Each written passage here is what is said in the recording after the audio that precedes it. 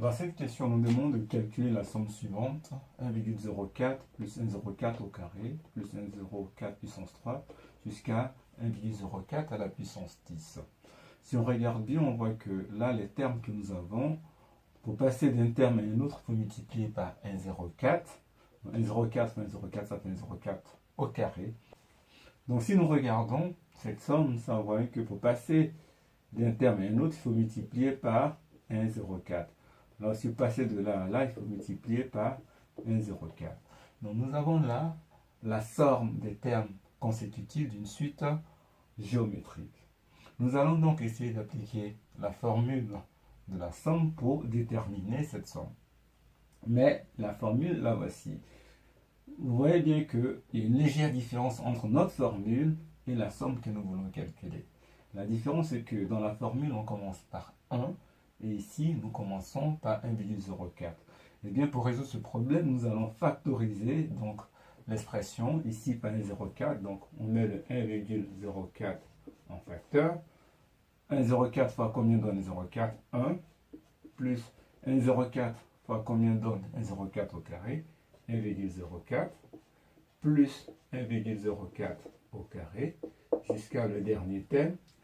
1,04 fois combien va donner 1,04 puissance 10 fois 1,04 puissance 9. Donc, du coup, cette somme est égale à 1,04. Et ce qui est intéressant, c'est qu'ici, là, nous avons une somme qui ressemble à cette formule. Et la raison Q, c'est 1,04. Donc, nous allons appliquer cette formule pour calculer cette partie de notre somme. Donc, ce qui fait fois 1 moins la raison, 1,04. N, c'est la dernière puissance. La dernière puissance, ici, pour nous, c'est 9. Donc, 9 plus 1 sur 1 moins la raison qui est égale à 1,04. Donc, si nous calculons cette expression à la calculatrice, nous obtenons donc environ 12,4864. Donc, ici, on nous demande de calculer cette somme. Donc, d'abord, nous allons bien vérifier que c'est la somme des termes consécutifs d'une suite géométrique. Pour passer de 7 demi à 21 demi, il nous faut multiplier par 3.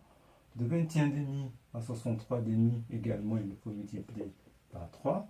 Donc, nous avons là la somme des termes consécutifs d'une suite géométrique de raison 3. Donc, on peut dire que Q, la raison, est égale à 3.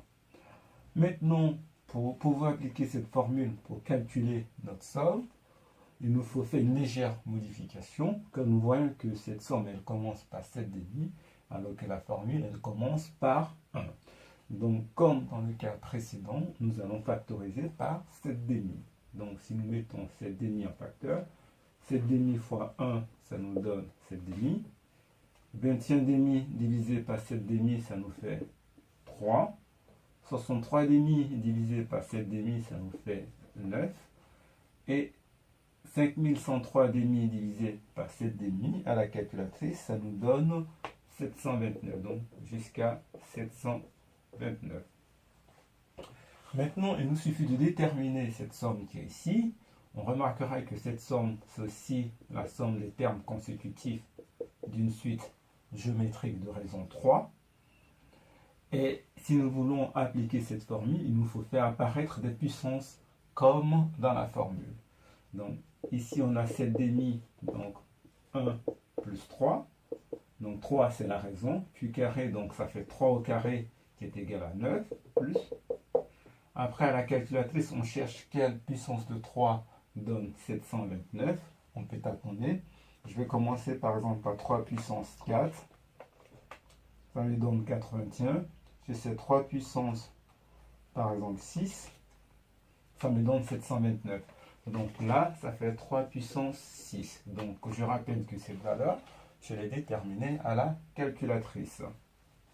Maintenant, ici dans la parenthèse, j'ai une expression qui est similaire à ma formule. Donc je peux maintenant appliquer directement ma formule. Ce qui nous fait 7,5 fois entre parenthèses, 1 moins la raison qui est égale à 3.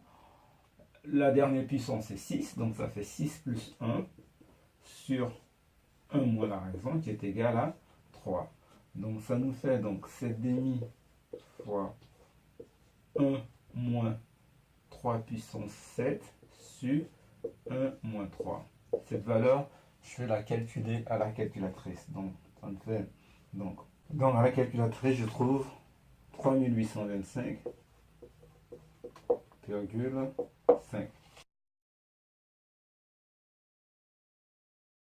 Donc là, on nous demande de calculer cette somme. Encore une fois, nous allons vérifier qu'on a bien la somme des termes consécutifs d'une suite géométrique. Pour passer de 3 à 15, il faut multiplier par 5.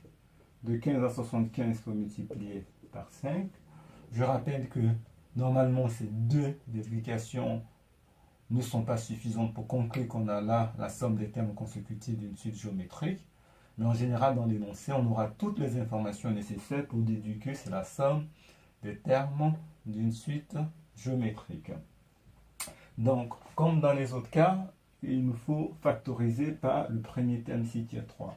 Donc, ça nous fait 3 facteurs de 1 plus 5, 75 plus 25. Pour trouver le dernier terme qui est ici, je vais diviser ce nombre par 3.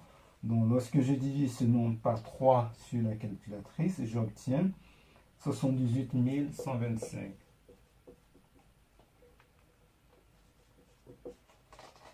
Je remarque toujours que de là à là aussi, j'ai toujours la somme des termes consécutifs d'une suite géométrique de raison Q égale à 5. Donc, 5 pour aller à 25, il faut multiplier par 5.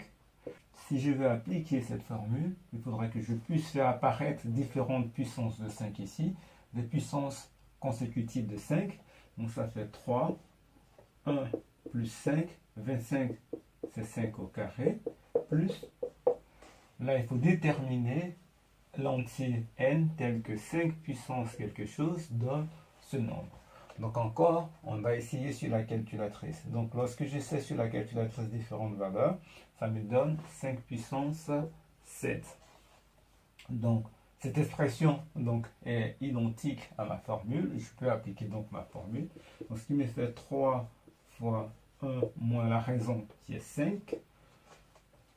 La dernière puissance, pardon, c'est 7. Donc c'est notre n. Donc 7 plus 1 sur 1 moins 5. Donc je vais calculer cette valeur à la calculatrice. Donc ça me fait donc 292 968. 292 968.